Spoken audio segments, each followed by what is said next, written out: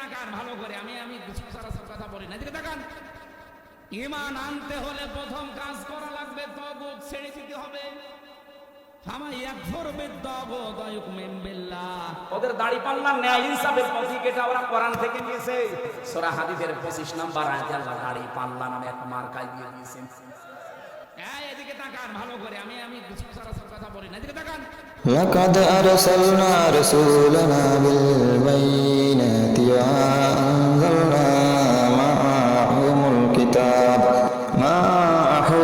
কিতাবা ওয়াল মিজানা লিয়াকুমান নাস বিল কিসতি ওয়া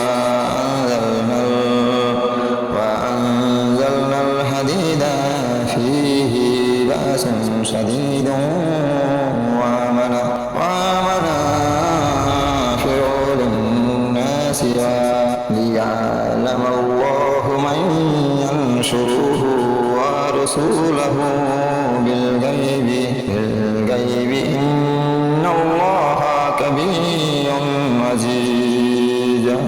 আমি অবশ্যই আমার রাসূলদের কতিপয় সুস্পষ্ট নিদর্শন সহ মানুষদের কাছে পাঠিয়েছি, এবং আমি তাদের সাথে কিতাব পাঠিয়েছি, আরো পাঠিয়েছি আমার পক্ষ থেকে এক ন্যায়দণ্ড, যাতে করে মানুষ এর মাধ্যমে ইনসাফের উপর কায়েম থাকতে পারে। তাদের জন্য আমি লোহা নাজিল করেছি, যার মাধ্যমে একদিকে যেমন রয়েছে বিপুল শক্তি, অন্যদিকে রয়েছে মানুষের বহুবিধ উপকার।